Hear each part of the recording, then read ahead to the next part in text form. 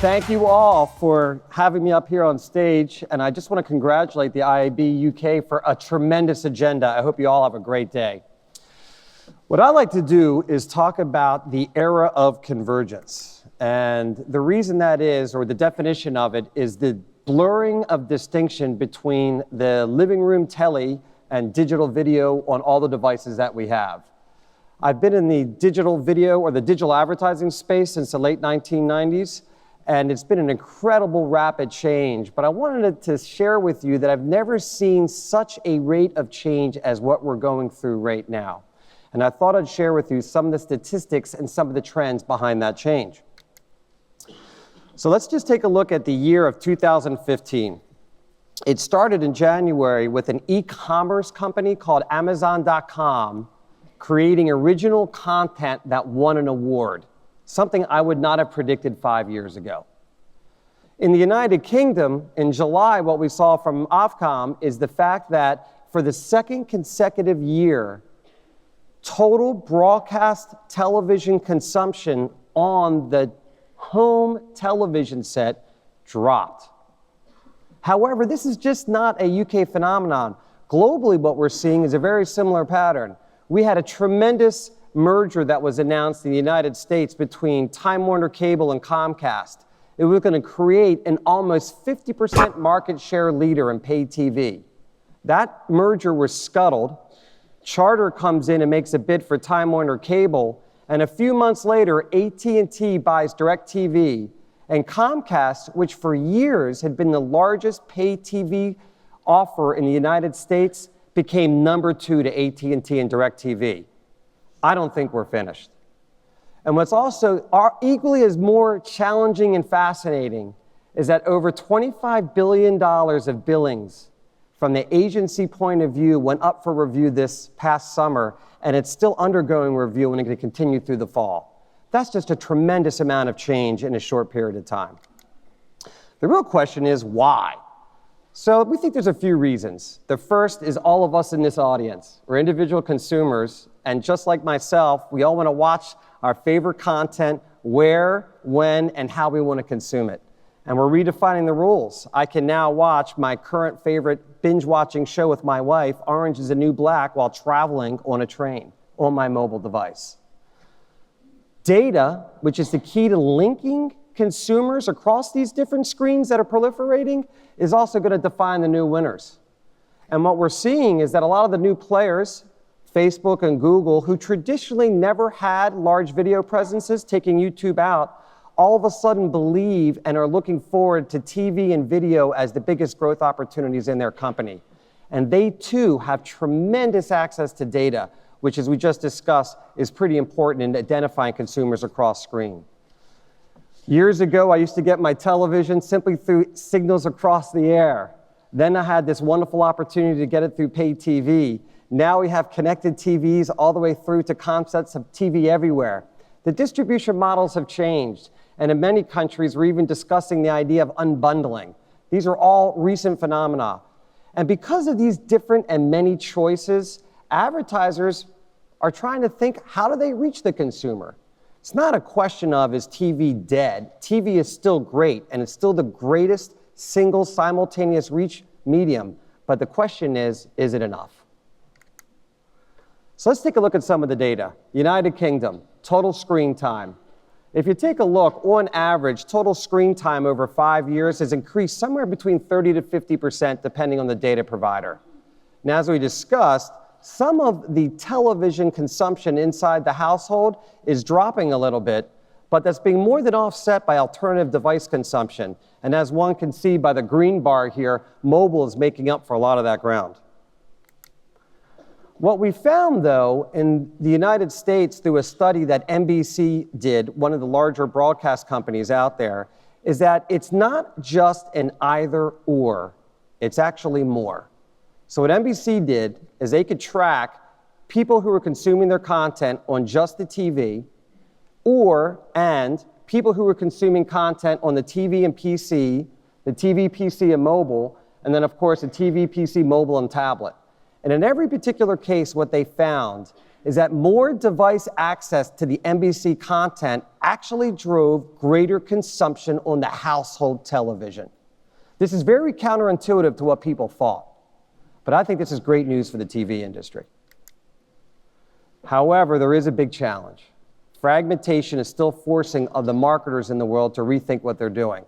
In the United Kingdom, Coronation Street used to get a 25.9 share in 2005. It's actually doing pretty good relative to other places around the world. In 2014, it did 16.3. In the United States, we see much greater degradation. But what this means is that for the same TV rating points that an advertiser might want to achieve, 120, in 2014, the blue line, they're getting less unique reach than they used to in 2009. Once again, TV is still the greatest single simultaneous reach mechanism. The question is it enough? What we've seen with marketers as a software provider for the converged TV and video advertising industry is that marketers are actually spending their money cross-device. So a year ago, 2014, in the second quarter, we had 62% of all campaigns flowing through the United Kingdom were targeting more than one device. Fast forward a year, 2015 second quarter, over 80% of the campaigns are on more than one device. We actually believe this is going to increase with a greater percentage going toward what we call agnostic, which means I don't care the screen, just find the user where they are and make sure I hit and meet or beat the KPIs that I want to achieve as a marketer. Which, in many respects, is changing what I used to call and what my father taught me when I was a kid, the golden rule. The one with the gold makes all the rules. What we're finding, though, today is that data as the key linkage to understand who the consumers are, where they're consuming, and how they're consuming, that's the new gold in our converged TV and digital video era. The interesting challenge is that data is really siloed and owned by two different groups. We have the traditional linear TV companies, cable and satellite providers, just like Sky, Virgin, and Freeview, who have a tremendous set of very valuable data. And we have the digital video side of the world, companies like Google and Facebook, Apple and Amazon, who have a lot of digital data. The ideal situation for our industry is we have to bring these two together. We need a single profile, a single consumption view across the board so that we know from a marketer perspective where to best fish, and we know from a media company perspective how to best surface the opportunities to help our marketers achieve their goals. So why do we even care about all this? What we have found through empirical evidence is that convergence drives greater marketing return on investment and hence better yield for publishers.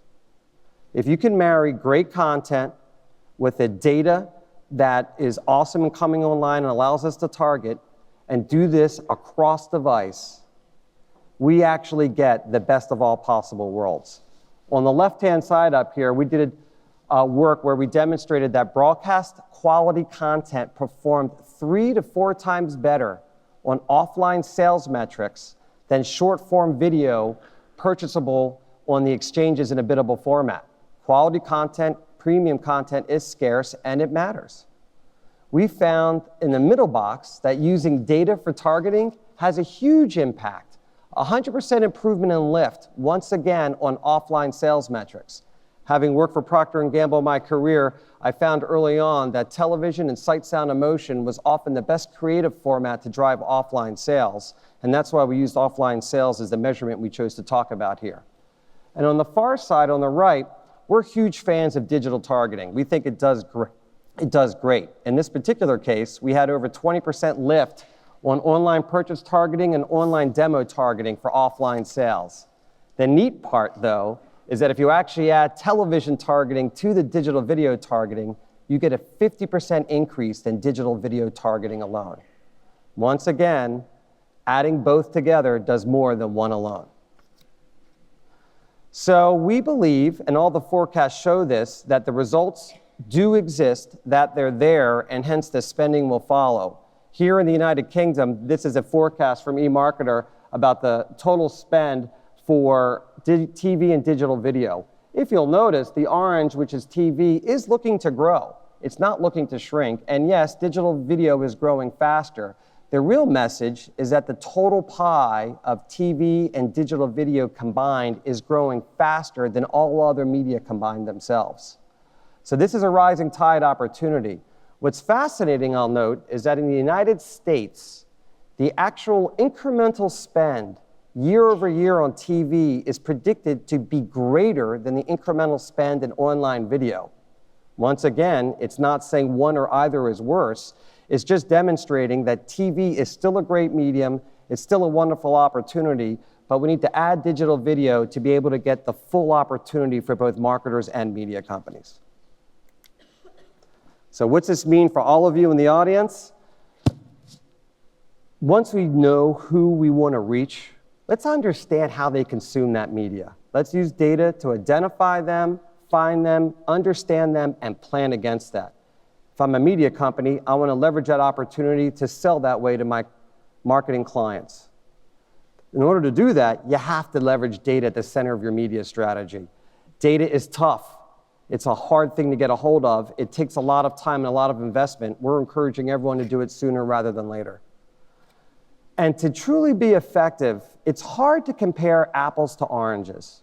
So one of the other needs we have in the industry is to bring together the digital and traditional television worlds into a single data currency so we can measure cross-device holistically and at one time.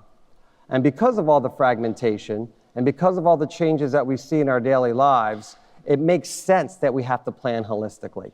If we don't plan holistically, we're going to miss a huge part of our audiences, and we're going to miss out on a huge opportunity to make the most out of the convergence. And today, I want to thank you for helping us achieve the wonderful area of convergence that we're in. Have a great day.